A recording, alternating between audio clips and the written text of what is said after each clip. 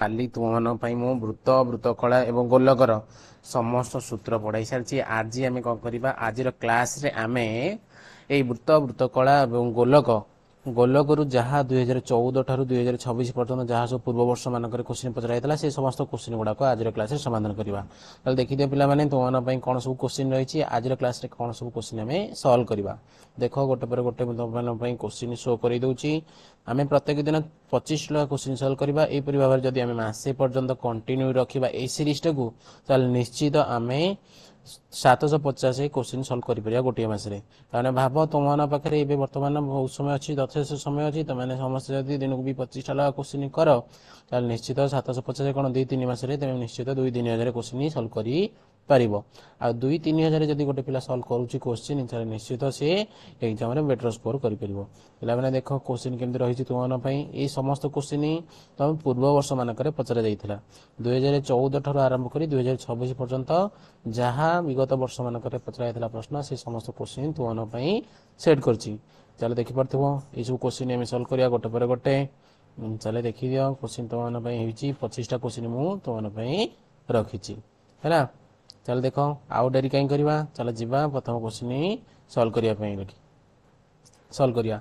प्रथम क्वेश्चन समस्त स्क्रीन ने देख पे प्रथम क्वेश्चन कौनटा अच्छी प्रथम क्वेश्चन अच्छी गोटे वृत्तर परिधि दी देती तुमको 132 सेंटीमीटर।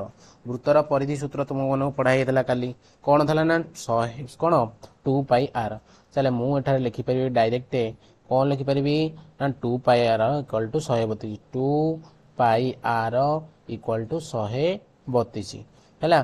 ताले कौन पचार जदि गोटे वृत्तर परिधि 132 हुए यार क्षेत्रफल केते हेबो। ताले बहुत सहज क्वेश्चन टा मु 2πr रु r वैल्यू बाहर कर सरला परे मु πr स्क्वायर वृत्तर क्षेत्रफल बाहर करि परिबी।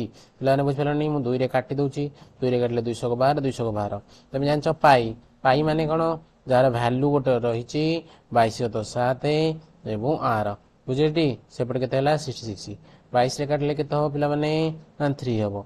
ताले r इक्वल टू केते 7 रे 21। ताले प्रश्न कौन पचारची ना वृत्तर क्षेत्रफल पिला माने समस्त तुमको जानिच वृत्तर क्षेत्रफल सूत्र कौन πr स्क्वायर। ताले पाई जगह केते पकेबी पिला माने 22.7 r स्क्वायर जगह केते पकेबी ना 21 गुणन 21। देखो कटाकटी कर देला परे मोर कोन हे जाउची 7 रे 21 ताले 22 3 केते हला 66 गुणन 21। चले 66 की 21 रे गुणी भी 21 के पणिका समस्त मन अच्छी ना नहीं 21 के पणिका समस्त निश्चित मन थी है।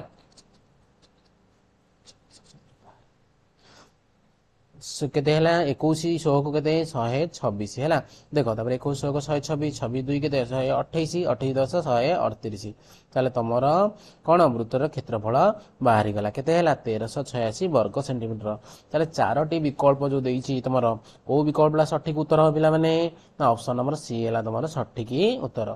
ताले देखो पिला माने नेक्स्ट क्वेश्चन कौन अच्छी समस्त को क्वेश्चन ए प्रथम क्वेश्चन समस्त बुझी पार ना नहीं जो मैंने बुझी पाइल कमेंट बॉक्स रे एस लिख पिला माने द्वितीय क्वेश्चन देख तुम भावुव एत सहज कौन तुम एग्जाम आसे पे देख परिमिति तुम 5टी कि 6टी क्वेश्चन आसो है एमसीक्यू रे बुझीपार ना नहीं से तुमको 2 ରୁ 3टी कौन सबु वर्ष तो नुह को वर्ष जोड़े सहज पड़े 3टा कष्ट पड़ुची को वर्ष कौन माने क्वेश्चन लेवल मिक्स हो कि इजी लेवल रही मॉडरेट लेवल रही हाई लेवल क्वेश्चन रुझे माने हार्ड लेवल क्वेश्चन पे बुझीपार ना नहीं। द्वितीय प्रश्न समस्त देख द्वितीय प्रश्न अच्छी 14 सेंटीमीटर व्यासार्ध विशिष्ट एक अर्धगोलक है 14 सेंटीमीटर व्यासार्ध देखिए आर है कौन कहला पिला माने ना आर है कौन 14 सेंटीमीटर आर है कौन 14 सेंटीमीटर बुझीपार नहीं। ताले एक अर्धगोलकर समग्र पृष्ठतल क्षेत्रफल पचार देख पे प्रथम कौन करवा आम गोटे अर्धगोलकर डायग्राम टे करदे ताले समस्त देखिपार स्क्रीन में गोटे कौन कर अर्धगोलकर डायग्राम टे बुझे बुझे नहीं। देख यहाँ कौन तार केन्द्र बिंदु यहाँ कौन तार व्यासार्ध अर्धगोलकर समग्र पृष्ठर क्षेत्रफल सूत्र हूँ कौन ना 3πr स्क्वायर। गुरुजी केमी है सार केमी है जो देख संपूर्ण गोलकटी रोचे जो तुम गोलकटी कौन हो संपूर्ण रोचे तार पृष्ठतल क्षेत्रफल कौन 4πr स्क्वायर। ताले यहाँ अधाटा तलटा ना नहीं तलटा है कौन हो 4πr स्क्वायर अधा कौन ना 2πr स्क्वायर।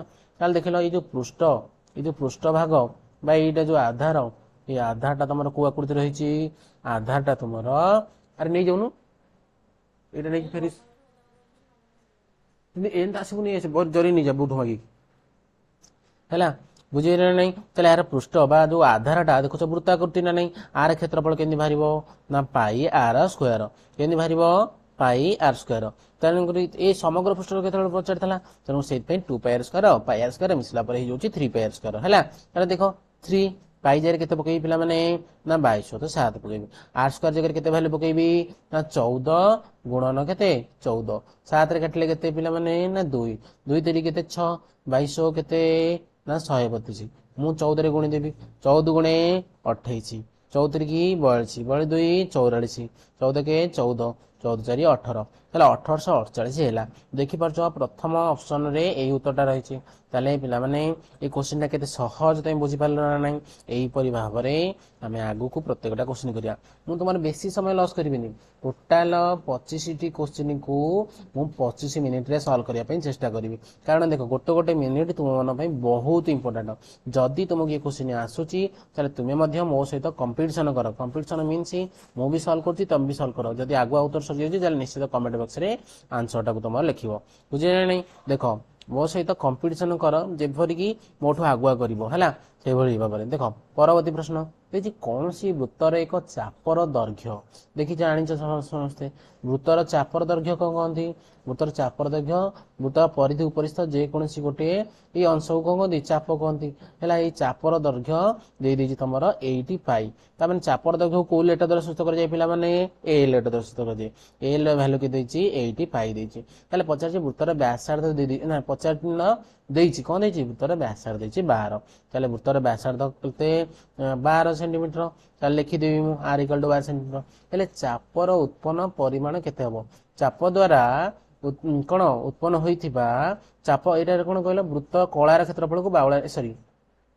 चाप द्वारा उत्पन्न होइतबा केंद्रीय कोणर परिमाण केते क्वेश्चन टा टिके मिस्टेक अछि हला तमे एटा ऐड कर दो बुझेटी ए जो केंद्र रे उत्पन्न होता कोणर परिमाण केते हेबो ता माने थीटा पचारछि कोन पचारछि थीटा पचारछि थीटा टा केते डिग्री हेबो तमे समस्त जानछो एल सूत्र माने कोन कहलो एल माने कोन वृत्त र चापर दैर्घ्य को एल कहंती एल सूत्र हला theta by 180 into pi r बुझि पाइला नै चले थीटा एल जगह केते पकेबी 80 पाई पकेबी थीटा को थीटा सेमती रहिबो तळे केते 180 पाई की पाई रखिदेबी आर जगह 12 पकई देबी पिलाने बुझ पेला नै एपुटु पाई सेपुटु पाई कटि गला एपट 4 कटले 2 4 कटले केते हबो 4 3 की 3 कटले पिला माने केते हबो कहले 180 ना 60 हबो ताले 60 एपटे कोन हिची डाण पटे हरा हिची बाम पटु गले कोन हबो ना गुणा हबो ताले बाम पटे किए थला 2 थला 2 की 60 रे गुणले केते हला 120 चले थीटार भैल्यू बाहरी गला मोर केते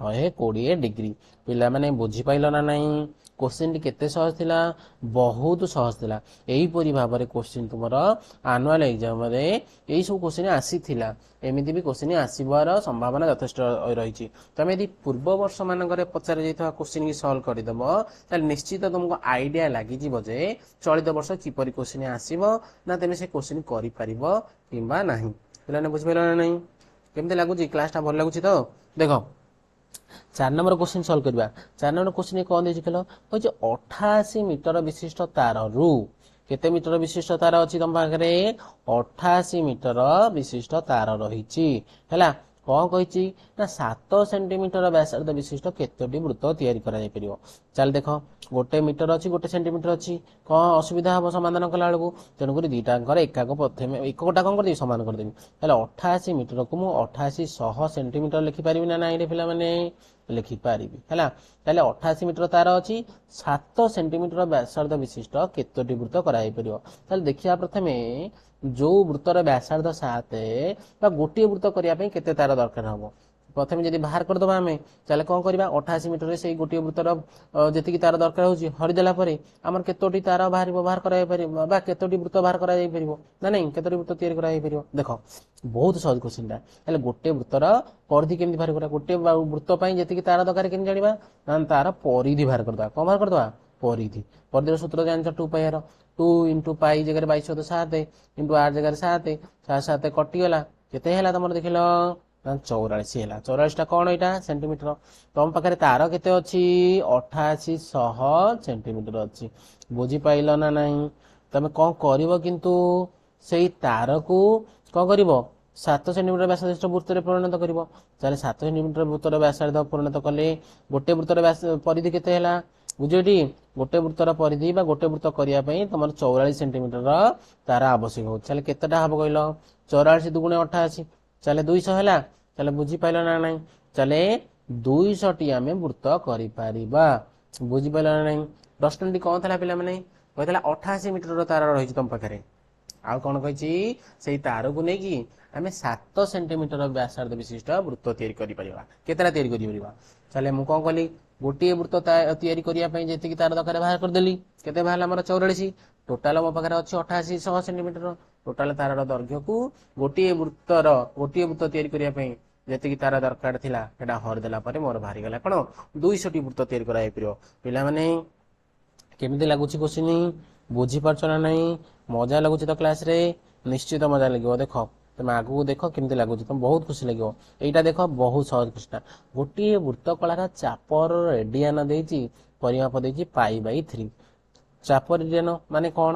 ବୃତ୍ତ କଳାର କହିଛି। ବୃତ୍ତ କଳା ତମେ ସମସ୍ତେ ଦେଖିଛ ନା ନାହିଁ? ପିଲାମାନେ ବୃତ୍ତ କଳା ତମ ମାନଙ୍କ ପାଇଁ ଚିତ୍ର କରିଦଉଛି। ଦେଖ ଏଇଟା ହେଲା ଗୋଟିଏ କ'ଣ ବୃତ୍ତ କଳା। ଏଇଟା କ'ଣ ବୃତ୍ତ କଳା। ଏଇଠି ଯୋଉ ଅଛି ଏଇଟା କ'ଣ ତାର ବୃତ୍ତର କେନ୍ଦ୍ରଟା। ଏଇଟା AXB ଟା କ'ଣ ହବ ନା ଚାପର ଦେଖ ଏଇ ଯୋଉ କେନ୍ଦ୍ରରେ କୋଣ ଉତ୍ପନ୍ନ ହଉଛି ଏଇଟା କ'ଣ ଚାପର ଡିଗ୍ରୀ ପରିମାପ କହନ୍ତି। ଆରି ପରିମାଣ ତମକୁ ଡିଗ୍ରୀରେ ଦେଇପାରିବ ନହେଲେ ରେଡିଆନରେ ଦେଇପାରିବ। ବୁଝିପାରିଲ ନା ନାହିଁ? ତାହେଲେ ରେଡିଆନ ଦେଇଦେଇଛି କେତେ ଦେଇଦେଇଛି ନା π/3 ଦେଇଛି ହେଲା।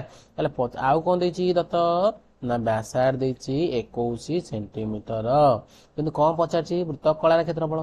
ବୃତ୍ତ କଳାର କ୍ଷେତ୍ରଫଳ ପିଲାମାନେ ଜାଣିଛ ଯେତେବେଳେ ଥିଟାର ପରିମାଣ ରେଡିଆନରେ ଦେଇଥିବ ସେତେବେଳେ ବୃତ୍ତ କଳାର କ୍ଷେତ୍ରଫଳ half into theta radian into r square ହେଲା। ଏଇ ସୂତ୍ରଟାକୁ ସମସ୍ତେ ମନେ ରଖିବ। ଯୋଉମାନେ ଗତକାଲିର କ୍ଲାସ କରିନ ସେ କ୍ଲାସରେ ମୁଁ ସମସ୍ତ ସୂତ୍ର ପଢେଇଛି ହେଲା। ଏଇ ବୃତ୍ତ କଳା ଏବଂ ଗୋଲକର ଏ ସମସ୍ତ ସୂତ୍ର କ୍ଲାସଟା କରିଦିଅ। ତାପରେ ନିଶ୍ଚିତ ଏଇ ସମସ୍ତ କୋଶ୍ଚିନ୍ ତମେ ସଲ୍ଭ କରିପାରିବ ଚୁଟକିରେ ହେଲା। ଦେଖ 1/2 ଥିଲା 1/2 ରହିଲା। ଥିଟା ରେଡିଆନ ଦିଗରେ କେତେ ପକେଇବି ପିଲାମାନେ π/3। r ସ୍କୋୟାର ଜାଗାରେ କେତେ ପକେଇବି 21 ଇଣ୍ଟୁ 21 ହେଲା। 3 କାଟିଲେ କେତେ ହେଲା ପିଲାମାନେ ନା 7 ହେଲା।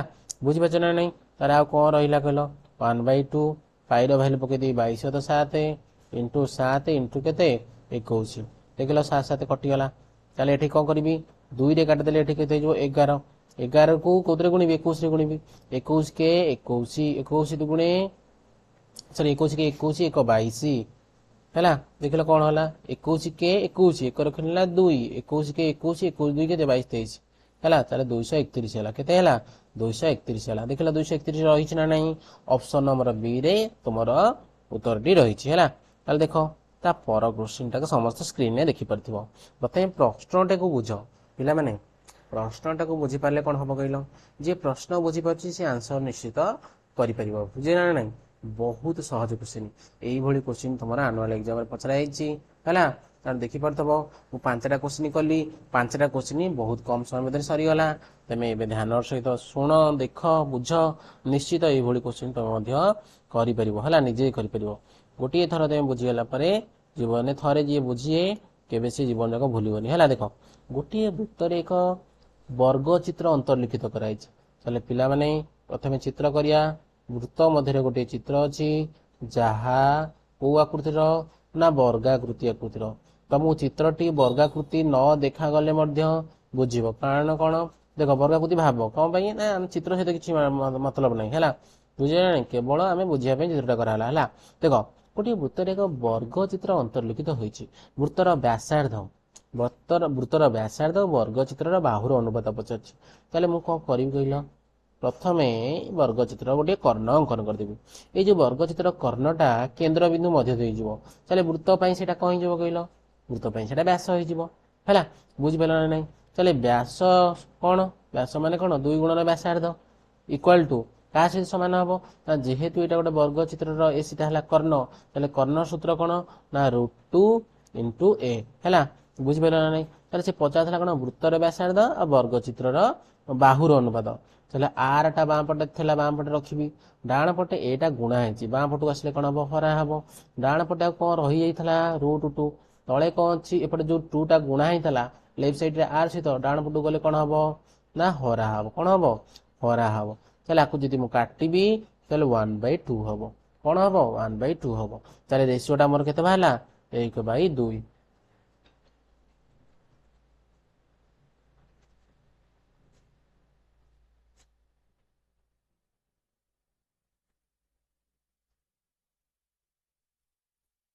1/2 ହବ।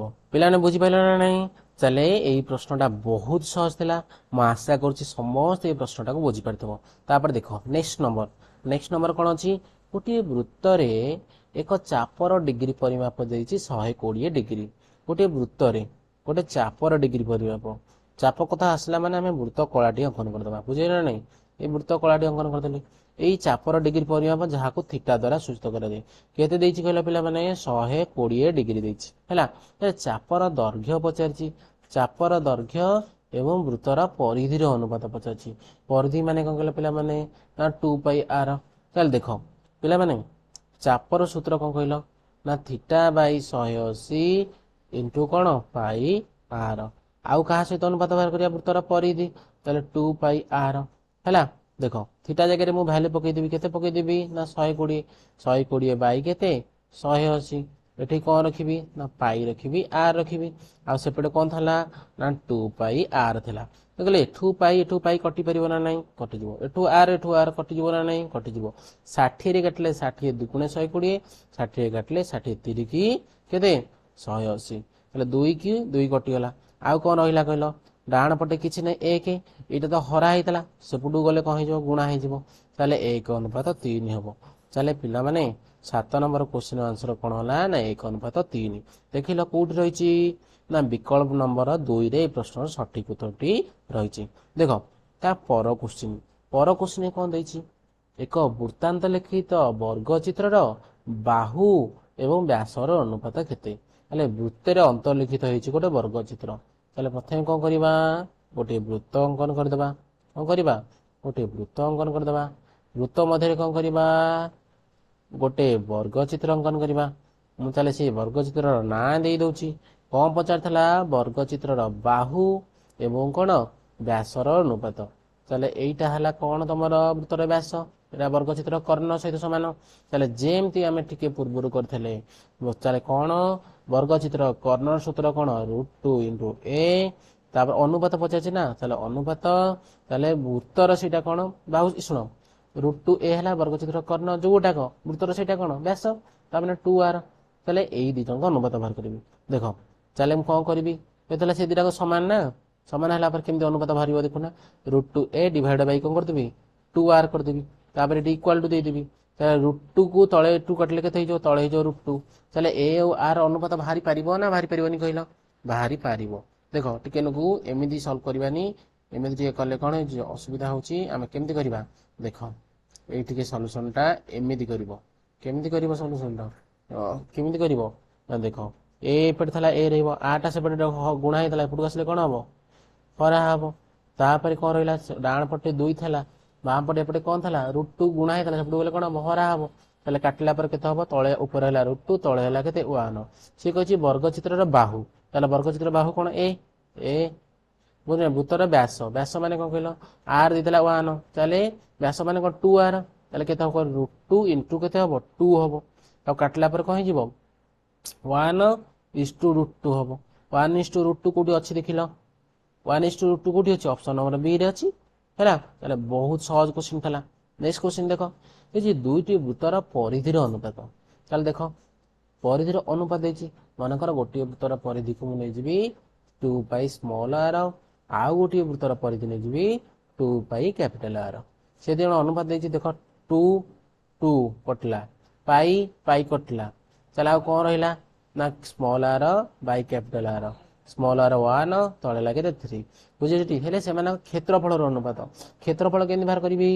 ନା ଗୋଟେ ହେଲା ପାଇ ସ୍ମଲ r ସ୍କୋୟାର, ପାଇ କ୍ୟାପିଟାଲ R ସ୍କୋୟାର। ବୋଥର ଉପରୁ ତଳୁ ପାଇ କଟିଲା। ଆଉ କଣ ରହିଲା? তাহলে ক্ষেত্রফଳ ଅନୁପାତ କ'ଣ ହବ ନା ବ୍ୟାସାର୍ଧର ବର୍ଗ ଅନୁପାତ ସହିତ ସମାନ ହବ। ତାହେଲେ ବ୍ୟାସାର୍ଧର ଅନୁପାତ ଦେଇଥିଲା କେତେ 1/3, ତାହେଲେ ବର୍ଗ ଅନୁପାତ କେତେ 1ର 1 3 କେତେ 9। ବୁଝିପାରିଲ ଟି? ଦେଖ ଏଠି r ଦେଇଥିଲା 1, ତାହେଲେ r ସ୍କୋୟାର କେତେ ହବ ସେ 1 ହବ। କ୍ୟାପିଟାଲ R ଦେଇଥିଲା 3, କ୍ୟାପିଟାଲ R ସ୍କୋୟାର କେତେ ହବ 9 ହବ ନା ନାହିଁ। ତାହେଲେ 1/9 କୋଉଠି ଅଛି ଅପସନ ନମ୍ବର A ରେ ଅଛି। ତାହେଲେ ଏଇ ପ୍ରଶ୍ନଟା ତମର ଏଇ ପ୍ରଶ୍ନର ବିକଳ୍ପ ନମ୍ବର 1 ରେ ରହିଛି ତମର ସଠିକ ଉତ୍ତରଟି। ପିଲାମାନେ 9ଟା କ୍ୱେଶ୍ଚିନ୍ ସମାଧାନ କରିସାରିଲାଣି ହେଲା। କେତେ ସହଜ ଲାଗୁଛି ତମକୁ ନିଶ୍ଚିତ ତମେ କମେଣ୍ଟ ବକ୍ସରେ ଜଣାଅ ହେଲା। ବହୁତ ସହଜ କ୍ୱେଶ୍ଚିନ୍ ହେଲା, କିଛି ନାହିଁ।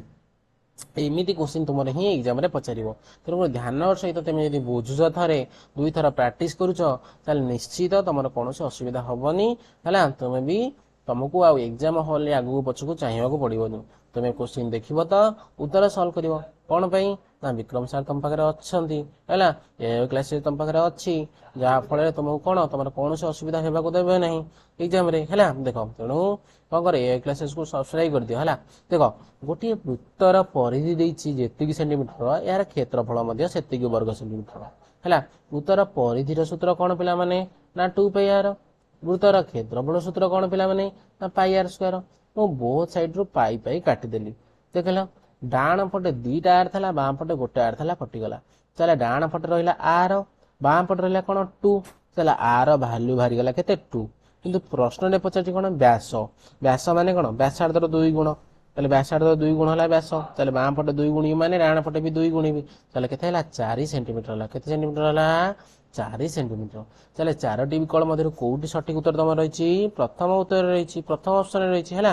ଦେଖ 44 ମିଟର ଦୀର୍ଘ ତାରରୁ, ତାହେଲେ ତମକୁ ପୁଣି ଏଇଭଳି ଗୋଟେ କ୍ୱେଶ୍ଚିନ୍ କରିଥିଲେ ପୂର୍ବରୁ, ଏବେ ସେମ୍ କ୍ୱେଶ୍ଚିନ୍ ମଧ୍ୟ ଦେଇଛି ନା କ'ଣ 44 ମିଟର ନା ନାହିଁ, ସେଟା 88 ମିଟର ଥିଲା, ଏବେ ଦେଇଛି କ'ଣ 44 ମିଟର। କ୍ୱେଶ୍ଚିନ୍ ଦେଖୁଛ କେମିତି ଗୋଟିଏ ପ୍ରକାର କିନ୍ତୁ ସଂଖ୍ୟା କେବଳ ଅଦଳ ବଦଳ ହେଇଛି। ତାମାନେ ଏ ବର୍ଷ ଯଦି ବି କ୍ୱେଶ୍ଚିନ୍ ଆସିବ ଏଇଭଳି ଭାବରେ ଗୋଟେ ଆସିବାର ସମ୍ଭାବନା ରହିଛି ହେଲା। ତେଣୁକରି ତମେ ଏଇଭଳି ପ୍ରଶ୍ନ ସମାଧାନ କରିବା ଜାଣିଥିଲେ ତେବେ ନିଶ୍ଚିତ ସମାଧାନ କରିପାରିବ। ଦେଖ 44 ମିଟର ଦୀର୍ଘ ତାରରୁ, ତାରର ଦୈର୍ଘ୍ୟ ଦେଇଛି 44 ମିଟର। କ'ଣ କରିଦେବି କହିଲେ ଏଟାକୁ ମିଟରକୁ ସେଣ୍ଟିମିଟର ପ୍ରକାଶ କରିଦେବି। ତାହେଲେ 4400 ସେଣ୍ଟିମିଟର ହେଇଯିବ। ତାହେଲେ 7 ସେଣ୍ଟିମିଟର ବ୍ୟାସାର୍ଧ ବିଶିଷ୍ଟ କେତୋଟି ବୃତ୍ତ କରାଯାଇପାରିବ? ତାହେଲେ ଗୋଟିଏ ବୃତ୍ତର କ'ଣ ବାହାର କରିବି ପରିଧି ବାହାର କରିବି। କ'ଣ ପାଇଁ ପରିଧି ବାହାର କରିବି କହିଲ ନା ଗୋଟିଏ ବୃତ୍ତର ତାର କେତେ, ମାନେ ଗୋଟିଏ ବୃତ୍ତ ତିଆରି କରିବାକୁ ତାର କେତେ ଦରକାର ଜଣା ପଡିଯିବ। ତାହେଲେ କ'ଣ ପରିଧିର ସୂତ୍ର 2πr, ପାଇ ଜାଗାରେ ପକେଇଦେବି 22/7, r ଜାଗାରେ ପକେଇଦେବି 7 ପକେଇଦେବି, 7 7 କଟିଗଲା। 22 ଦୁଗୁଣେ କେତେ 44, 44 କାଟିଦେଲା ପରେ କେତେ 100 ହେଲା। ତାହେଲେ 100ଟି ବୃତ୍ତ ତିଆରି କରାଯାଇପାରିବ ହେଲା। ପିଲାମାନେ ବୁଝିପାରିଲ ନା ନାହିଁ? ତାହେଲେ 11 ନମ୍ବର ଆମର ସମାଧାନ ସରିସାରିଛି। 12 ନମ୍ବର ଦେଖ ପିଲାମାନେ, ଗୋଟିଏ ମିନିଟ କଣ୍ଟା 7 ମିନିଟରେ ଘଣ୍ଟାର କେନ୍ଦ୍ରରେ କେତେ ଡିଗ୍ରୀ ସୃଷ୍ଟି କରିବ? ଆମେ ଜାଣିଛେ ଗୋଟେ ମିନିଟ ଘଣ୍ଟା ମାନେ ଟୋଟାଲ 12 ଠାରୁ ଆରମ୍ଭ କରିକି ବୁଲିବା ଆରମ୍ଭ କରି ପୁଣି ଯାଇକି ସେ 12 ପାଖରେ ପହଞ୍ଚିବାକୁ କେତେ ସମୟ ନିଏ? 1 ଘଣ୍ଟା ନିଏ। 1 ଘଣ୍ଟାଟା କେତେ ମିନିଟ? 60 ମିନିଟ ହେଲା। 60 କ'ଣ ମିନିଟ। ତାହେଲେ 1 ଘଣ୍ଟା ମାନେ ଥରେ 12 ପାଖରୁ ବାହାରିଲା ମିନିଟ ଘଣ୍ଟା, ଯାଇକି ଆସିକି ପହଞ୍ଚିବ କୋଉଠି ଏଇ 12 ପାଖରେ ପହଞ୍ଚିବ ହେଲା। ସେଇ 12 ପାଖରେ ପହଞ୍ଚିବା ପର୍ଯ୍ୟନ୍ତ କେତେ ଡିଗ୍ରୀ କୋଣ ଅଙ୍କନ କରିବ କେନ୍ଦ୍ରରେ ନା 360 ଡିଗ୍ରୀ। ତାହେଲେ 60 ମିନିଟରେ 360 ଡିଗ୍ରୀ। ତାହେଲେ 1 ମିନିଟରେ କେତେ ଡିଗ୍ରୀ କୋଣ ଅଙ୍କନ କରିବ ନା 6 ଡିଗ୍ରୀ ହେଲା। ତାହେଲେ 7 ମିନିଟ ପଚାରୁଛି, ତାହେଲେ 7 ଯଦି ବାଁ ପଟେ ଗୁଣିବି ଡାହାଣ ପଟେ ବି ସେଇ 7 ଗୁଣିଦେବି। 6 ଗୁଣ 7 ଗୁଣିଦେଲେ କେତେ ହେଲା 6 42 ଡିଗ୍ରୀ। ତାହେଲେ ଏ ପ୍ରଶ୍ନଟା କେତେ ସହଜ ଦେଖିପାରିଲ ନା ନାହିଁ? କୋଉଠି ରହିଛି ଅପସନ ନମ୍ବର ସି ରେ ରହିଛି ଉତ୍ତର। ଦେଖିଲ ଏମିତି ହିଁ କ୍ୱେଶ୍ଚିନ୍ ତମର ପଚରା ଯାଉଛି। ସମବାହୁ ତ୍ରିଭୁଜର ପ୍ରତ୍ୟେକ ବାହୁ ଦ୍ୱାରା ପରିବୃତ୍ତର କେନ୍ଦ୍ରରେ ଉତ୍ପନ୍ନ କୋଣର ପରିମାଣ କେତେ? ଦେଖ କହିଛି ଗୋଟେ ସମବାହୁ ତ୍ରିଭୁଜାକୃତି ତ୍ରିଭୁଜ ରହିଛି, ତାର ଗୋଟେ ପରିବୃତ୍ତ। ପରିବୃତ୍ତ ମାନେ ତାର ଶୀର୍ଷକୁ ନେଇକି ବୃତ୍ତଟିଏ ତମେ ଅଙ୍କନ କରିବ। ବୁଝିପାରିଲ ନା ନାହିଁ? ଶୀର୍ଷକୁ ନେଇ କ'ଣ କରିବ ବୃତ୍ତଟିଏ ଅଙ୍କନ କରିବ। ତା ଫଳରେ এই ବାହୁ ମାନଙ୍କ ଦ୍ୱାରା କେନ୍ଦ୍ରରେ ଉତ୍ପନ୍ନ କୋଣର ପରିମାଣ କେତେ? ଯେହେତୁ ଏଇଟା ଗୋଟେ ପିଲାମାନେ ଏବିସି, ଗୋଟେ ମୁଁ ଏଇ ତ୍ରିଭୁଜ ନାଁ ଦେଇ ଦଉଛି କ'ଣ ଏବିସି। ଏବିସି ଏକ ସମବାହୁ ତ୍ରିଭୁଜ। ତମେ ଜାଣିଛ ଏବିସି ସମବାହୁ ତ୍ରିଭୁଜର କ'ଣ ସମବାହୁ ତ୍ରିଭୁଜ କେତେବେଳେ ହବ? ଯେତେବେଳେ ତିନୋଟି ଯାକ ବାହୁ ସମାନ ହବ। ଦେଖ ଏବିଟା କ'ଣ ହବ କହିଲ ବୃତ୍ତର ଗୋଟିଏ ଜ୍ୟା ହବ, ଆଉ ବିସିଟା ବି କ'ଣ ହବ ଜ୍ୟା ହବ, ଏସିଟା କ'ଣ ହବ ଜ୍ୟା ହବ।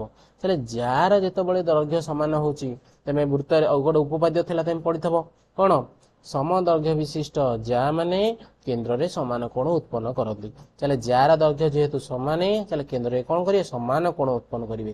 ତାହେଲେ କେନ୍ଦ୍ରରେ ଟୋଟାଲ ଡିଗ୍ରୀ କେତେ ଡିଗ୍ରୀ ଅଙ୍କନ କରାଯାଇପାରିବ 360। 360 କୁ କେତେଟା ଜ୍ୟା ଅଛି? 3ଟା ଅଛି।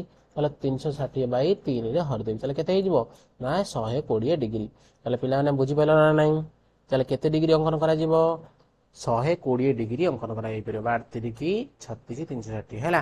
जापाइल ना ना बहुत सहज क्वेश्चन था देख नेक्स्ट क्वेश्चन आम करवा नेक्स्ट क्वेश्चन के 14 नंबर दुईटी गोलकर व्यासार्धर अनुपात मनकर सपोज गोटे गोलकर व्यासार्ध स्मॉल आर आउ गोटे गोलकर व्यासार्ध कैपिटल आर व्यासार्धर अनुपात के 1/2 1 अनुपात 2 हेले गोलक द्वयर घनफल अनुपात के घनफल अनुपात के बाहर करिया घनफल सूत्र कौन ना 4/3 पाई आर क्यू तापर यहाँ छोट गोलकटार स्मॉल आर जहाँ था तार है घनफल लिखिली तले कौन लिखी विभक्त कौन कहल पे ना अनुपात पचार ना से तुम विभक्त कली चलो पाई कैपिटल आर क्यू है देख 4/3 उपरू 4/3 तलू कटला उपरू पाई तलू पाई कटला ताले कौन हम गोलकर अनुपात से व्यासार्धर घनानुपात सहित सामान घन अनुपात सहित सामान है घन अनुपात के 1 घन के ना 1 हम 2 घन के 8 हम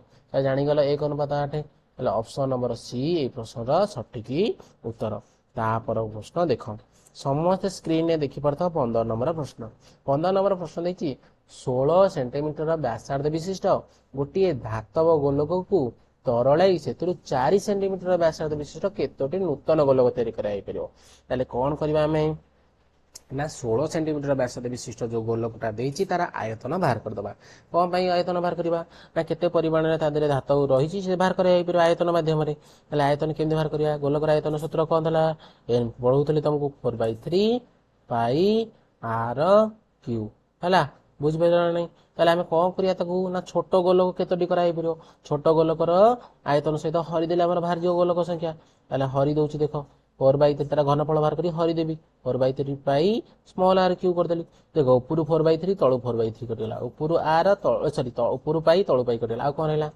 ऊपर आर क्यू माने कौन 16 कैपिटल आर के 16 देता बड़ गोलकर कौन देती व्यासार्ध देता 16 गुणन 16 गुणन 16 तले केते स्मॉल आर छोट गोलकर व्यासार्ध के 4 गुणन 4 गुणन 4 पिला माने उत्तर हम 64 केमी जाइली कहल पिला माने 4 काटले केते हम 4 गोटे 4 काटले केते आ गोटे 4 ये 4 काटले 16 केते 4 4 क्यू केते 64 न से डायरेक्ट लिखले 64 है चले केतोटी समाधान केतोटी गोलक करा जाई परिबो 4 सेंटीमीटर व्यासार्ध विशिष्ट ना 64 टी करा जाई परिबो चले प्रश्न समझते बुझी पाइलो कौन से असुविधा अछि कि किछि असुविधा नाही देखो नेक्स्ट नंबर क्वेश्चन सॉल्व करबा गोटे समबाहु त्रिभुजर बाहुर दैर्घ्य देछि 20√3 सेंटीमीटर है तन्मध्य एक वृत्त अंतर्लिखित हेले वृत्तर व्यास केते हम चले कौन कही गोटे समबाहु त्रिभुज भितर गोटे वृत्तटा अंतर्लिखित हम चले ये जो त्रिभुजटा कली अंकन ये त्रिभुज ना कौन कहल पे एबीसी ये त्रिभुजटा किपरि त्रिभुज कहल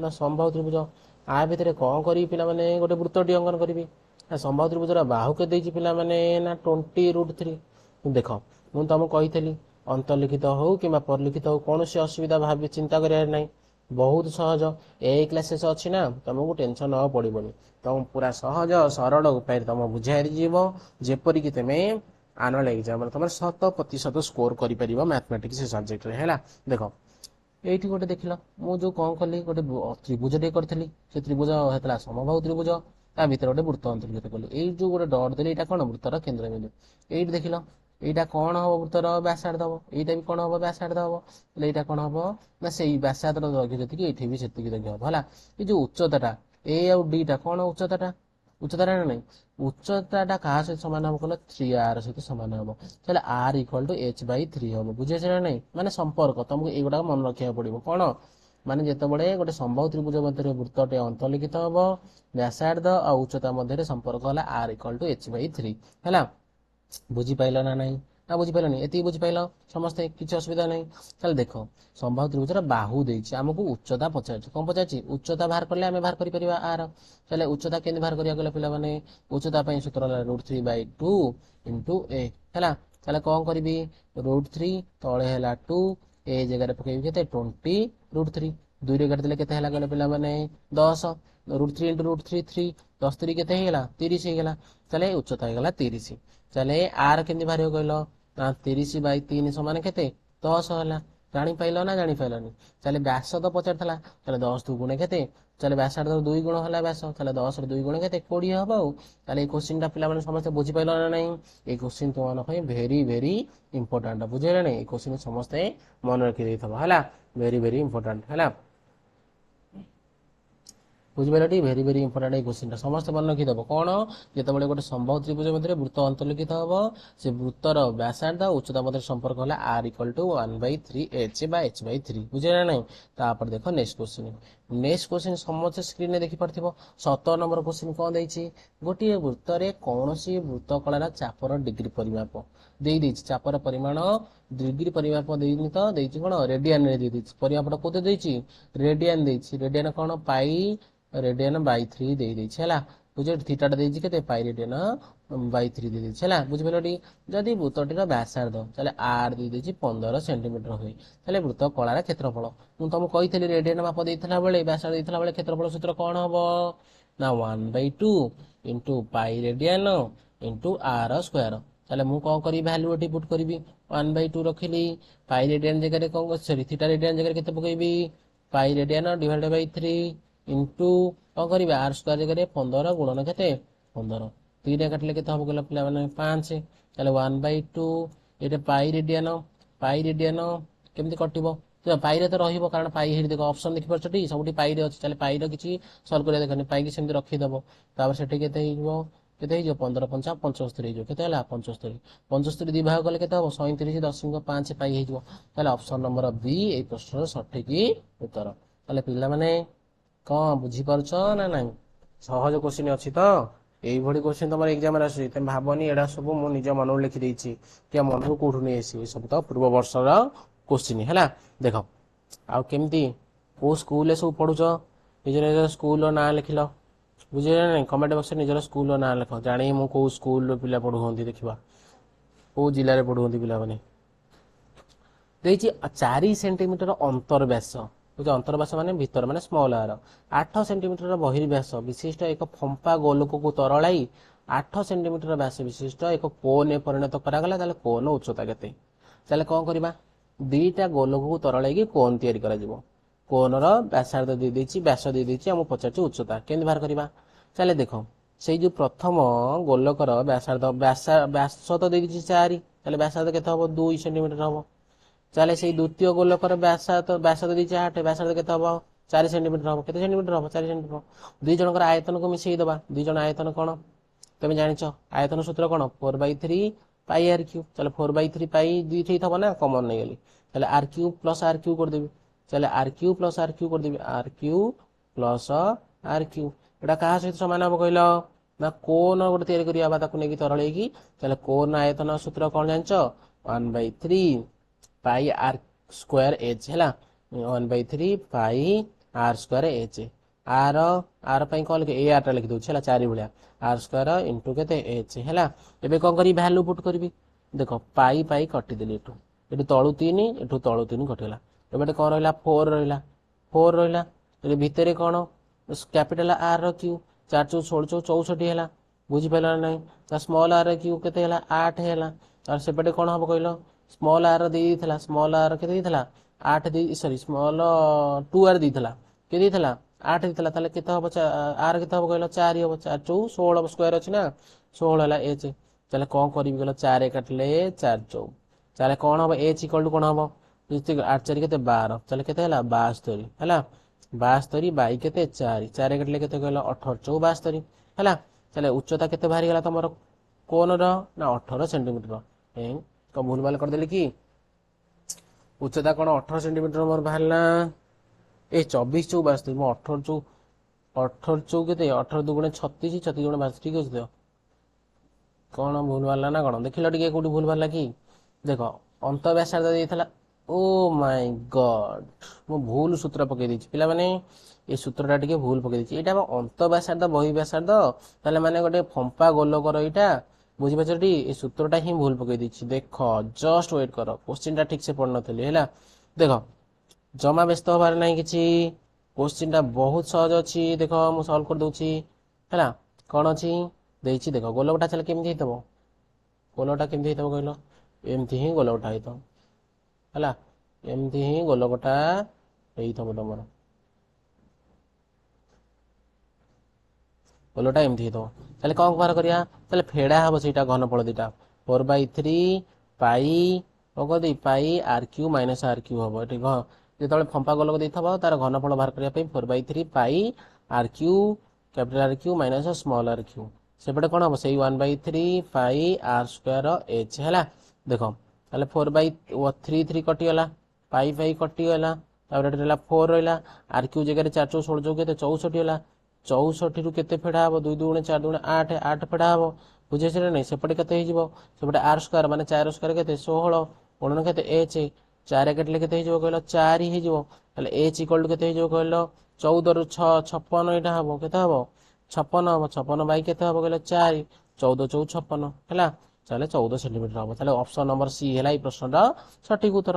ତାପର ପ୍ରଶ୍ନ ଦେଖ ବହୁତ ସହଜ କ୍ୱେଶ୍ଚିନ୍ ଥିଲା ଦୁଇଟି ବୃତ୍ତର ପରିଧିର ସମଷ୍ଟି ଜାଣିଛ ମନେକର ସପୋଜ ଦୁଇଟି ବୃତ୍ତର ବ୍ୟାସାର୍ଦ୍ଧ ଦ୍ୱୟ ଗୋଟେ କ୍ୟାପିଟାଲ ଆର୍ ଗୋଟେ ସ୍ମଲ୍ ଆର୍ ନେଇଯା ପରିଧିର ସମଷ୍ଟି କହିଛି ମାନେ କ'ଣ କରିଦେଇ 2 pi whole into r plus r equal to କେତେ ଦେଇଛି 440 2ରେ କାଟିଦେଲେ କେତେ ହେଇଯିବ କହିଲ 220 ଦେଖିଲ ପାଇର ଭ୍ୟାଲୁ ହେଲା କ'ଣ ଦେଖ ଆର୍ ପ୍ଲସ୍ ଆର୍ ପାଇର ଭ୍ୟାଲୁ ବାମ ପଟେ କ'ଣ ଥବ 22/7 ଡାହାଣ ପଟକୁ ଗଲା ପରେ କ'ଣ ହେଇଯିବ କହିଲ 7/22 ହେଇଯିବ ନା ନାହିଁ 22ରେ କାଟିଲେ 10 10 ତା କେତେ ହେଲା 70 ତାହେଲେ ଆର୍ ପ୍ଲସ୍ ଆର୍ କେତେ ହେଇଗଲା 70 ଏରେ ଇକ୍ୱେସନ୍ ନମ୍ବର 1 ଦେଇଦେବ।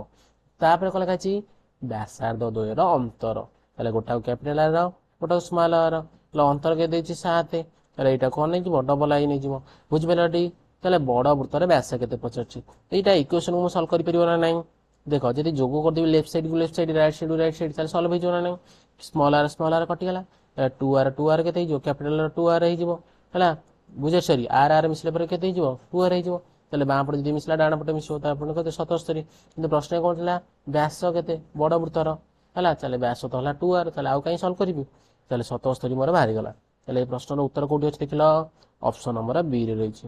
ତା ପର ପ୍ରଶ୍ନ ଦେଖ ସମସ୍ତେ କ'ଣ ଦେଇଛି କ୍ୱେଶ୍ଚିନରେ ପର ପ୍ରଶ୍ନ ଦେଇଛି 21 ସେଣ୍ଟିମିଟର ବ୍ୟାସାର୍ଦ୍ଧ ବିଶିଷ୍ଟ ଚାପର ଡିଗ୍ରୀ ପରିମାପ 72 21 ମିଟର ସରି 21 ସେଣ୍ଟିମିଟର ତାହେଲେ ଆର୍ ଦେଇଦେଲା ତମକୁ ଆର୍ କେ ଦେଇଛି 21 ସେଣ୍ଟିମିଟର କ'ଣ କହିଛି କରିବାକୁ ଚାପର ଡିଗ୍ରୀ ପରିମାପ ଦେଇଦେଇଛି 72 ଡିଗ୍ରୀ ତାହେଲେ ପଚାରିଛି କ'ଣ ଚାପର ଦୈର୍ଘ୍ୟ ତାମାନେ ଏଲ୍ ପଚାରିଛି ଏଲ୍ ସୂତ୍ର ଜାଣିଛ ଟି ଥିଟା ବାଇ 180 ଇଣ୍ଟୁ କେତେ ପାଇ ଆର ଥିଟା ଜାଗାରେ କେତେ ହୁଏ 72 ତଳେ କେତେ 180 ଗୁଣନ ପାଇ ଜାଗାରେ 22/7 ଇଣ୍ଟୁ ଆର ଜାଗାରେ କେତେ ପକେଇବି 21 21ରେ କାଟିଲେ କେତେ ହେଲା 3 ଏ 7ରେ କାଟିଲେ କେତେ 7 କି 21 3ରେ କାଟିଲେ କେତେ ହେଲା 60 4 କେତେ ହବ 1272 12 5 କେତେ 60 5 22 100 କେତେ 132 ବାଇ 5 କ'ଣ କରିବି 2 ଗୁଣ କରିକି ଦେଖ କ'ଣ କରିବି 1 2 2 3 2 6 2 2 4 କେତେ ହବ 26.4 ହବ କେମିତି କଲି କହିଲା ପିଲାମାନେ ଦେଖ ମୁଁ କ'ଣ କରିବି 5କୁ 10 କରିପାରିବି ନା ନାହିଁ 5କୁ 10 କେମିତି କରିବି ନା ତଳେ 2 ଗୁଣିବି ଆକୁ ତଳେ ଯଦି 2 ଗୁଣି ଉପରେ ବି 2 ଗୁଣିବି ଉପରେ 2 ଗୁଣିବି 10 ତଳେ କ'ଣ ହେଇଯିବ 10 ହେଇଯିବ 10 ହେଇଯିବ ମାନେ ଗୋଟେ ଡାହାଣ ପଟକୁ ଗୋଟେ ଅଙ୍କ ଛାଡ଼ି ଦଶମିକ ଦେଇଦେବିନି ସେଇଥିପାଇଁ କ'ଣ କଲି ଲବଟାକୁ 2 ଗୁଣ କରିଦେଲି ହେଲା ବୁଝିପାରିଲ ନା ନାହିଁ କିଛି ଅସୁବିଧା ନାହିଁ ବହୁତ ସହଜ କ୍ୱେଶ୍ଚିନ୍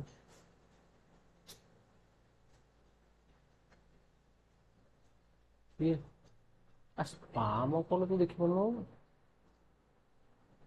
ହେଲା ତାପରେ ଦେଖ ନେକ୍ସଟ ନମ୍ବର କ'ଣ ଅଛି ଗୋଟିଏ ବୃତ୍ତ କଳାର ଚାପ ରେଡିଆନ ଦେଇଛି π/3 ତାହେଲେ ଥିଟାଟା ଦେଇଦେଲା କ'ଣ ରେଡିଆନ ଦେଇଛି π/3 ତାହେଲେ ପଚାରିଛି କ'ଣ ବୃତ୍ତଟିର ବ୍ୟାସାର୍ଦ୍ଧ 21 ଆର ଦେଇଦେଇଛି କେତେ 21 ସେଣ୍ଟିମିଟର ଦେଖ ଏଇଭଳି କ୍ୱେଶ୍ଚିନ୍ ମୁଁ 3ଟା ସଲ୍ଭ କଲାଣି ତାମାନେ ଭାବୁଥାଅ ଏଇ କ୍ୱେଶ୍ଚିନ୍ଟା କେତେ ଇମ୍ପୋର୍ଟାଣ୍ଟ ଦେବ ନା ପାଇଁ ତାହେଲେ ଏଇ କ୍ୱେଶ୍ଚିନ୍ ନିଶ୍ଚିତ ଏ ବର୍ଷ ଆସିବ ନା ନାହିଁ କ୍ୱେଶ୍ଚିନ୍ ଆସିବାର ସମ୍ଭାବନା ଅଛି କ'ଣ ପାଇଁ ବାର ଯଦି ପଚାରୁଛି ଗୋଟେ କ୍ୱେଶ୍ଚିନ୍ ତାହେଲେ ନିଶ୍ଚିତ ଏଇ କ୍ୱେଶ୍ଚିନ୍ର କିଛି ଇମ୍ପୋର୍ଟାନ୍ସ ରହିଛି ନା ବୁଝିପାରୁଛ ଟି ତାହେଲେ ଏଇ କ୍ୱେଶ୍ଚିନ୍ଟା ନିଶ୍ଚିତ ଏ ବର୍ଷ ବି ପଚାରିବାର ସମ୍ଭାବନା ରହିଛି ହେଲା ତେଣୁକରି ଏଇ କ୍ୱେଶ୍ଚିନ୍ଟାକୁ ଧ୍ୟାନର ସହିତ ଶିଖ ଦୁଇଥର ତ କରିଦେଇଥିଲି ଯୋଉମାନେ କରୁଛ ଆନ୍ସର ଲେଖ କାହାର ଆଗ ବାହାରୁଛି ମୋତେ କୁହ ତାପରେ ପଡୁଛି ବୃତ୍ତ କଳାର କ୍ଷେତ୍ରଫଳ ହାଫ ଥିଟା ରେଡିଆନ ବାଇ କେତେ ସରି ଆର ସ୍କୋୟାର ତାମାନେ 21 ଗୁଣନ 21 ତାହେଲେ 3 କାଟିଲେ କେତେ ହେଲା ପିଲାମାନେ 7 1/2 ପାଇର ମାନ ପକେଇଦେବି 22/7 ଗୁଣ 7 ଗୁଣନ 21 7କୁ 7 କଟିଗଲା 2ରେ କାଟିଲେ କେତେ 11 11 କେ 11 11 ଦୁणे 22 1 23 231 ବାହାରିଲା ବୁଝିଲି 231 ବର୍ଗ ସେଣ୍ଟିମିଟର ଅଛି ଗୋଟିଏ କ୍ୱେଶ୍ଚିନ୍ ଦେଖିପାରୁଛ ଟି ବାର ମାନେ କ୍ୱେଶ୍ଚିନ୍ ଇଏ ବି ଚେଞ୍ଜ ହଉନି କ'ଣ ଚେଞ୍ଜ ହଉନି ମାନେ ଭ୍ୟାଲୁ ଗୁଡ଼ା ବି ଚେଞ୍ଜ ହଉନି ସେମ୍ ଭ୍ୟାଲୁ ଗୁଡ଼ା ଦେଉଛି ଗୋଟିଏ ବର୍ଗ କ୍ଷେତ୍ରର କ୍ଷେତ୍ରଫଳ ଗୋଟିଏ ବୃତ୍ତର କ୍ଷେତ୍ରଫଳ ସହିତ ସମାନ ବର୍ଗ କ୍ଷେତ୍ରର କ୍ଷେତ୍ରଫଳ କ'ଣ କହିଲ ଯଦି ବାହୁ ହେଇଥିବ ଏ ତାର କ୍ଷେତ୍ରଫଳ ହେଲା କ'ଣ ଏ ସ୍କୋୟାର ବୃତ୍ତର କ୍ଷେତ୍ରଫଳ କ'ଣ କହିଲ ସମାନ କହିଛି ନା, ସେଥିପାଇଁ ବୃତ୍ତର ଯଦି ବ୍ୟାସାର୍ଧ ଆର ହେଇଥିବ ତାହେଲେ କ୍ଷେତ୍ରଫଳ ହେଲା ପାଇ ଆର ସ୍କୋୟାର। ସେମାନଙ୍କର ପରିସୀମାର ଅନୁପାତ। ତାହେଲେ ପ୍ରଥମେ ଦି ଜଣ କଣ ବାହାର କରିବା, ଆର ବାହୁ ବାହାର କରିବା, ତାର ବାହୁର ଅନୁପାତ ବାହାର କରିବା। ତାହେଲେ ବାଁ ପଟେ କଣ ଅଛି ଏ ସ୍କୋୟାର, ଡାହାଣ ପଟେ ଆର ସ୍କୋୟାର ଅଛି, ବାଁ ପଟକୁ ଆସିଲେ ହରା ହବ, ଡାହାଣ ପଟେ ରହିଲା ପାଇ, ତଳେ କିଛି ନାହିଁ ମାନେ 1, ବୁଝିପାରିଲେ ଟି। ତାହେଲେ ଏ ବାଇ ଆର କେମିତି ବାହାରିବ କହିଲ ପିଲାମାନେ, ସ୍କୋୟାର ଥିଲା ନା, ତାହେଲେ ସ୍କୋୟାର ରୁଟ ହବ, ତାହେଲେ ଉପରେ ହବ ପାଇ, ତଳେ ହବ କେତେ 1। ତାହେଲେ ଏ ର ଭ୍ୟାଲୁ ବାହାରିଲା ରୁଟ ପାଇ, ଆର ଭ୍ୟାଲୁ ବାହାରିଲା 1। ତାହେଲେ ପଚାରୁଛି କଣ ପରିସୀମାର ଅନୁପାତ, ଆଗୁଆ ବର୍ଗ ବର୍ଗ କ୍ଷେତ୍ର କହିଥିଲା, ତ ବର୍ଗ କ୍ଷେତ୍ରର ପରିସୀମା ଅନୁପାତ କେତେ 4a। ପରିସୀମା ସୂତ୍ର କଣ 4a, ଉତ୍ତର ପରିସୀମାର ସୂତ୍ର କଣ ନା 2 ପାଇ ଆର। ତାହେଲେ କଣ କରିବି 4a ଜାଗାରେ ପକେଇବି, 4 × a ଜାଗାରେ କେତେ ପକେଇବି ରୁଟ ପାଇ ପକେଇବି ହେଲା। ସେପଟେ କଣ ହବ 2 ପାଇ ଆର ଜାଗାରେ କେତେ ପଡିବ 1 ପଡିବ, ବୁଝିପାରିଲ ନା ନାଇଁ। ଏଠି ଦେଖ 2 ରେ କାଟିଲେ କେତେ ହେଇଯିବ 2 ହେଇଯିବ, କେତେ ହେଇଯିବ 2। ଏପଟେ ଯୋଉ ପାଇଟା କଟିଯିବ ସେପଟକୁ ଗଲେ କଣ ହେଇଯିବ, ଏପଟେ ଯୋଉ ରୁଟ ପାଇ ସେପଟେ ପାଇ ଅଛି, ତାହେଲେ ସେପଟେ ଗୋଟେ ଅଧା ପାଇ ରହିବ ବା ରୁଟ ପାଇ ରହିବ ହେଲା। ତାହେଲେ ଅନୁପାତ ବାହାରିଲା କଣ 2:ରୁଟ ପାଇ। 2:ରୁଟ ପାଇ କୋଉଠି ଅଛି ଦେଖିଲ, ଅପସନ ନମ୍ବର ବି ରେ ଅଛି। ତାହେଲେ ଦେଖିପାରିଲ କେତେ ସହଜ କୋଶ୍ଚିନ୍ ଟା। ଦେଖ ନେକ୍ସଟ ନମ୍ବର ତମମାନଙ୍କ ପାଇଁ ସଲ୍ଭ କରୁଛି। ଗୋଟିଏ ଘଣ୍ଟାର ମିନିଟ ଘଣ୍ଟାର ଦୈର୍ଘ୍ୟ, ତାହେଲେ ଘଣ୍ଟାର ମିନିଟ ଘଣ୍ଟାର ଦୈର୍ଘ୍ୟ କହିଲା ମାନେ ଏଇଟା କଣ ହେଇଯିବ ବ୍ୟାସାର୍ଧ ହେଇଯିବ, ଦେଇଛି √21 ସେଣ୍ଟିମିଟର। କହିଛି ଦିନ 6ଟାରୁ 6ଟା 5 ମଧ୍ୟରେ ମିନିଟ ଘଣ୍ଟାଟି ଅତିକ୍ରମ କରୁଥିବା କ୍ଷେତ୍ରର କ୍ଷେତ୍ରଫଳ ନିର୍ଣ୍ଣୟ କର ହେଲା। ତାହେଲେ ଦେଖ, ତାହେଲେ 6ଟାରୁ 6ଟା 5, ଯୋଉ ଘଣ୍ଟାର ମିନିଟ ଘଣ୍ଟା କେତେ ଡିଗ୍ରୀ 5 ଡିଗ୍ରୀ ଭିତରେ, ତମକୁ ଏଇନା ପୂର୍ବରୁ ଗୋଟେ କରିଥିଲି ସଲ୍ଭ ଏଇ ଟାଇପର କୋଶ୍ଚିନ୍। ଦେଖ 5 ମିନିଟ ଭିତରେ କେତେ ଡିଗ୍ରୀ କୋଣ ଅଙ୍କନ କରିବ, ଦେଖ 1 ଡିଗ୍ରୀ କେତେ କରୁଥିଲା 6, ସରି 1 ମିନିଟରେ କରୁଥିଲା କେତେ 6 ଡିଗ୍ରୀ, ତାହେଲେ 5 ମିନିଟରେ କେତେ କରିବ କହିଲ 6×5 30 ଡିଗ୍ରୀ, କେତେ ଡିଗ୍ରୀ କରିବ 30 ହେଲା। 5 ମିନିଟରେ କରିବ କଣ 30 ଡିଗ୍ରୀ କୋଣ ଅଙ୍କନ କରିବ କୋଉଠି କେନ୍ଦ୍ରରେ ହେଲା। ପିଲାମାନେ ବୁଝିପାରିଲ ନା ନାଇଁ। ତାହେଲେ ଥିଟା ବି ତମର ବାହାରିଗଲା, ଆର ବି ଦେଇଦେଲା। ତାହେଲେ କଣ କହିଛି କ୍ଷେତ୍ରଫଳ, ତାହେଲେ ସେ ଆକୃତିର କଣ ହେଇଥିବ, ସେଇଟା ଗୋଟେ ବୃତ୍ତକଳା ହେଇଥିବ। ବୃତ୍ତକଳାର ସୂତ୍ର କଣ କହିଲ, ଥିଟା ବାଇ 360 ଇଣ୍ଟୁ ପାଇ ଆର ସ୍କୋୟାର। ତାହେଲେ ଥିଟା ଜାଗାରେ କେତେ ପଡିବ 30, ତଳେ 360 ଗୁଣନ ପାଇ 22/7, ଆର ସ୍କୋୟାର ଜାଗାରେ କେତେ ପଡିବ √21 ଗୁଣନ √21 କେତେ କେବଳ 21 ହେଇଯିବ ହେଲା, ବୁଝିପାରିଲ ଟି। 7ରେ କାଟିଲେ କେତେ 3, ଗୋଟେ ଶୂନ କଟିଲା, 3 କାଟିଲେ କେତେ 12, 2ରେ କାଟିଲେ କେତେ ଏଠି 3 କାଟିଦେବା, 3 କାଟିଲେ କେତେ 4, 2ରେ କାଟିଲେ 2, 2ରେ କାଟିଲେ କେତେ 11, 11/2 ସମାନ କେତେ 11/2 କୋଉଠି ଅଛି 5.5 ହବ, କେତେ ହବ 5.5 ହବ। ଜାଣିପାରିଲ ନା ନାଇଁ, ବହୁତ ସହଜ କୋଶ୍ଚିନ୍ ଟା ଥିଲା। ପିଲାମାନେ ସମସ୍ତେ ବୁଝିପାରୁଛ, କ୍ଲାସଟି କେମିତି ଲାଗୁଛି ନିଜର ମତାମତ ଲାଷ୍ଟକୁ ଜଣେଇବ ହେଲା। ଦେଖ ଗୋଟିଏ ଗୋଲକର ଆୟତନ ଓ ପୃଷ୍ଠର କ୍ଷେତ୍ରଫଳ ସମାନ। ଦେଖ ଗୋଟିଏ ଗୋଲକର ଆୟତନ ସୂତ୍ର କଣ ଥିଲା 4/3 ପାଇ ଆର କ୍ୟୁ, ଆଉ ପୃଷ୍ଠତଳର କ୍ଷେତ୍ରଫଳ ସମାନ କରିଛି। ପୃଷ୍ଠତଳ କ୍ଷେତ୍ରଫଳ କଣ 4 ପାଇ ଆର ସ୍କୋୟାର, କଣ ଥିଲା 4 ପାଇ ଆର ସ୍କୋୟାର ଥିଲା। ତାହେଲେ ଏରେ ବ୍ୟାସ କେତେ ହବ, ଦେଖ ଏଠୁ ପାଇ କଟିଲା, ଏଠୁ 4 କଟିଲା, ଏଠୁ 2ଟା ଆର, ଏଠୁ 2ଟା ଆର କଟିଲା, ଗୋଟେ ଆର ରହିଲା ବାଁ ପଟେ। ତାହେଲେ ବାଁ ପଟେ ଆଉ କଣ ରହିଛି 3 ହରା ହେଇ, ସେପଟେ ଡାହାଣ ପଟେ କଣ ଅଛି 1 ଅଛି, ଗୁଣା ହବ ଗଲେ 1 3 3, ତାହେଲେ ଆର ବାହାରିଲା କେତେ 3 ବାହାରିଲା। ସେ ପଚାରୁଛି କିନ୍ତୁ କଣ ବ୍ୟାସ କେତେ, ବ୍ୟାସ ମାନେ କଣ ବ୍ୟାସାର୍ଧ 2 ଗୁଣ, ତାହେଲେ 6 ହବ, ଆଉ କେତେ ହବ 6 ଏକକ ଆଉ ହେଲା। ଜାଣିପାରିଲ ପିଲାମାନେ, ବହୁତ ସହଜ ଥିଲା କୋଶ୍ଚିନ୍ ଟି। 25 ନମ୍ବର କୋଶ୍ଚିନ୍, ମାନେ ଆଜି କ୍ଲାସର ଶେଷ କୋଶ୍ଚିନ୍, ସମସ୍ତେ ଧ୍ୟାନର ସହିତ ଦେଖ। ଦୁଇଟି ଅର୍ଦ୍ଧଗୋଲକର ଆୟତନ ଅନୁପାତ ଦେଇଦେଇଛି। ଦେଖ ମନେକର ସପୋଜ ଗୋଟେ ଅର୍ଦ୍ଧଗୋଲକର ଆୟତନ, ଅର୍ଦ୍ଧଗୋଲକର ଆୟତନ ମାନେ ବୁଝିପାରୁଛ ଟି। ଦେଖ ସମ୍ପୂର୍ଣ୍ଣ ଗୋଲକର ଆୟତନ ତମକୁ ପଢେଇଥିଲି ପୂର୍ବରୁ, କଣ 4/3 ପାଇ ଆର କ୍ୟୁ। ତାହେଲେ ଅର୍ଦ୍ଧଗୋଲକ ମାନେ କଣ କରିଦବ, ଅର୍ଦ୍ଧଗୋଲକଟା ଚିତ୍ରଟା କେମିତି ତମର ଏମିତି, ଅର୍ଦ୍ଧଗୋଲକ ଚିତ୍ର କେମିତି ଏମିତି, ତାହେଲେ ଅଧା କରିଦବ, ଅଧା କରିଦେଲେ କଣ ହେଇଯିବ 2/3 ପାଇ ଆର କ୍ୟୁ ହେଇଯିବ। ଏଇଟା ଅର୍ଦ୍ଧଗୋଲକର ଆୟତନ ହେଲା। ତାହେଲେ କଣ କହିଛି, ଯେହେତୁ ଦୁଇଟା ଦେଖ ଗୋଟେ ଛୋଟ ଦେଇଛି ଗୋଟେ ବଡ, ଆକୁ ନେଇଯିବା ଯେ ପ୍ରଥମ ଗୋଲକର ବ୍ୟାସାର୍ଧକୁ ସ୍ମଲ ଆର, ମାନେ ବଡ ଗୋଲକର ଦ୍ୱିତୀୟ ଗୋଲକର ବ୍ୟାସାର୍ଧକୁ କ୍ୟାପିଟାଲ ନେଇଯିବ। ତାହେଲେ ଆୟତନ କେମିତି ବାହାରିବ କହିଲ ନା 2/3 ପାଇ ସ୍ମଲ ଆର କ୍ୟୁ, ତଳେ କଣ କରିଦେବି 2/3 ପାଇ କ୍ୟାପିଟାଲ ଆର କ୍ୟୁ। ଦେଇ ଦେଇଛି କଣ ତମ ଆୟତନ ଅନୁପାତ ଦେଇଛି, କେତେ ଦେଇଛି 8/27 ଦେଇଛି। ତାହେଲେ ପଚାରୁଛି ବ୍ୟାସାର୍ଧର ଅନୁପାତ, ତାହେଲେ ଦେଖ ଏଇଟା କଟିଗଲା, ପାଇ କଟିଗଲା, ଆଉ କଣ ରହିଲା ବ୍ୟାସାର୍ଧ ମାନେ କଣ ଆର ସ୍ମଲ ଆର ଡିଭାଇଡ୍ ବାଇ କ୍ୟାପିଟାଲ ଆର କ୍ୟୁ ଥିଲା, ମୁଁ ହୋଲ କ୍ୟୁ କରିଦେଲି ଇକ୍ୱାଲ ଟୁ କେତେ 8/27 ହେଇଯିବ। ତାହେଲେ କେବଳ ଆର କ୍ୟାପିଟାଲ ସ୍ମଲ ଆର ବାଇ କ୍ୟାପିଟାଲ କେତେ ହେଇଯିବ କହିଲ, ସେପଟୁ ଗଲେ କଣ ହେଇଯିବ କ୍ୟୁଟା କ୍ୟୁବ ରୁଟ ହେଇଯିବ। କ୍ୟୁବ ରୁଟ କେତେ ହେଇଯିବ କହିଲ, କ୍ୟୁବ ରୁଟ କେତେ ହେଇଯିବ 8 ଆଉ 27 ର, 8 ର ହେଲା 2, 27 ର ହେଲା 3, ଚାଲ ଅନୁପାତ ବାହାରିଗଲା ବ୍ୟାସାର୍ଦ୍ଧର 2:3 କୋଉଠି ଅଛି ଦେଖିଲ ଅପସନ ନମ୍ବର ଏ ରେ ଅଛି। ପିଲାମାନେ ଚାଲେ ଶେଷ ପର୍ଯ୍ୟନ୍ତ ସମସ୍ତେ ଦେଖିଥିବାରୁ ସମସ୍ତଙ୍କୁ ଥ୍ୟାଙ୍କ ୟୁ ହେଲା। ଆଜି କ୍ଲାସ୍ ତୁମକୁ କିପରି ଲାଗିଲା ନିଜର ମତାମତ ଜଣାଇବ ଆଉ ସାଙ୍ଗମାନଙ୍କୁ ମଧ୍ୟ ଏହି ଭିଡ଼ିଓଟି ସେୟାର କରିବ। ଆଉ ଆଗକୁ ତୁମେ କେଉଁ ଚାପ୍ଟରରୁ ଭିଡ଼ିଓ ଦେଖିବା ପାଇଁ ଚାହୁଁଛ ନିଶ୍ଚିତ କମେଣ୍ଟ ବକ୍ସରେ ଜଣାଇବ। ତାହେଲେ ଆମର ଏଇ ପ୍ରୟାସ ଆମେ କ'ଣ କରିବା ଏକ୍ଜାମ ପର୍ଯ୍ୟନ୍ତ ଚଲେଇ ରଖିବା। ଯାହାଫଳରେ ଦିନକୁ ଯଦି ମୁଁ 25ଟା ଲେଖା ତୁମମାନଙ୍କ ପାଇଁ ଗଣିତ ସଲ୍ଭ କରେ ତାହେଲେ 30 ଦିନ ତୁମେ ଜାଣିଛ ତୁମର 750 ଗଣିତ ସଲ୍ଭ କରାଯାଇପାରିବ। 2-3 ମାସ ଯଦି କରିବା ଆମେ 3000ରୁ 4000 କ୍ୱେଶ୍ଚିନ୍ ସଲ୍ଭ କରିପାରିବା। ଯାହାଫଳରେ ଏଣ୍ଟାର କମ୍ପ୍ଲିଟ୍ କୋର୍ସ ମଧ୍ୟ ସରିଯାଇପାରିବ ହେଲା। ବୁଝିଛି। ତାହେଲେ ଆଜି ପାଇଁ ଏତିକି ରହୁଛି। ଧନ୍ୟବାଦ।